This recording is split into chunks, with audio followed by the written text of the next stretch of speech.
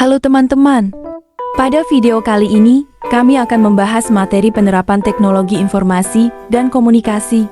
Yuk simak videonya. Sebelum itu perkenalkan dulu, kami dari kelompok 12 yang beranggotakan 2 orang.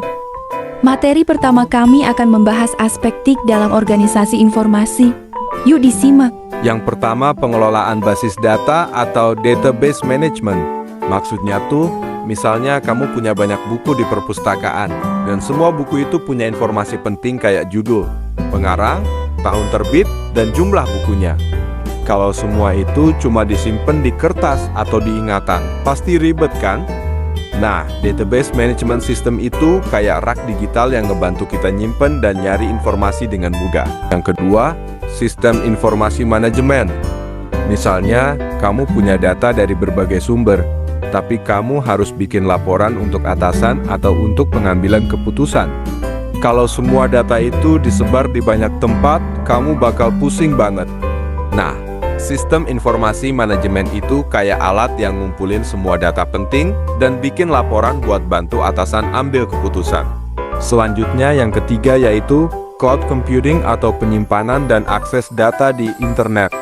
Maksudnya ini, kalau semua data dan dokumen disimpan di komputer kamu, terus komputer kamu rusak atau hilang gimana? Bisa-bisa semua data hilang juga. Nah, cloud computing itu kayak nyimpen barang di lemari yang bisa diakses kapan saja, dari mana aja, tanpa takut rusak. Yang keempat, keamanan informasi atau melindungi data sensitif. Pernah nggak kamu pakai aplikasi atau website yang harus login dengan username dan password? Itu salah satu cara supaya data kamu aman. Nah, untuk dokumen dan data penting, kita juga butuh sistem yang bikin data itu aman supaya nggak jatuh ke tangan yang salah. Nah, yang terakhir, sistem kolaborasi dan komunikasi atau kerjasama antar tim. Misalnya, kamu dan teman-teman kerja di perpustakaan, dan kalian harus ngobrol, berbagi dokumen, atau bahkan rapat jarak jauh. Kalau cuma pakai telepon atau ketemuan langsung, pasti repot kan? Nah, sistem kolaborasi dan komunikasi ini bikin semua orang bisa kerja bareng meskipun di tempat yang berbeda. Selanjutnya materi kedua, yaitu aspek TIK dalam dokumentasi. Yang pertama, digitalisasi dokumen. Nah, digitalisasi itu artinya mengubah dokumen yang ada di kertas menjadi file di komputer atau internet, seperti PDF. Ini membuat kita bisa menyimpan banyak dokumen tanpa butuh ruang besar, dan cari dokumen jadi lebih mudah. Misalnya, banyak perpustakaan digital yang mengubah buku-buku langka menjadi bentuk digital, jadi orang bisa membacanya di komputer atau ponsel, tanpa harus pergi ke perpustakaan. Selanjutnya yang kedua, sistem manajemen dokumen elektronik. Sistem ini seperti tempat penyimpanan dokumen digital di komputer yang sangat teratur. Misalnya, OpenSIM itu seperti lemari digital yang bisa mencari dokumen hanya dengan mengetikkan kata kunci. Jadi kita bisa langsung menemukan dokumen yang kita cari tanpa harus membuka satu persatu. Yang ketiga, pengarsipan dan pemulihan dokumen.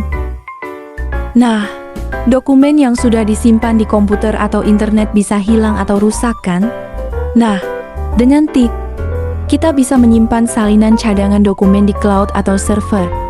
Jadi kalau terjadi masalah, dokumen bisa dipulihkan. Ini seperti punya cadangan kunci kalau kunci rumah hilang. Jadi kita nggak perlu panik. Nah, yang terakhir nih teman-teman, automatisasi proses dokumentasi. Automatisasi itu berarti proses dokumentasi bisa berjalan sendiri tanpa harus dilakukan oleh orang. Misalnya, Microsoft Power Automate bisa mengirim pesan otomatis ke orang yang telat mengembalikan buku. Jadi pustakawan gak perlu mengingatkan satu persatu. Ini seperti robot yang membantu pekerjaan kita. Kesimpulan dari materi kami yaitu penerapan TIK dalam organisasi informasi meningkatkan efisiensi, efektivitas, dan akurasi pengelolaan data dan dokumen. TIK membantu organisasi mengelola informasi secara cerdas, aman, dan terstruktur, mendukung pengambilan keputusan dan kelancaran operasional, serta menjadi kebutuhan penting untuk berkembang dan bersaing di era digital. Oke teman-teman, itu saja materi yang bisa kami sampaikan. Semoga ilmu yang kita pelajari bermanfaat ya. Sampai jumpa di lain waktu. Wassalamualaikum warahmatullahi wabarakatuh.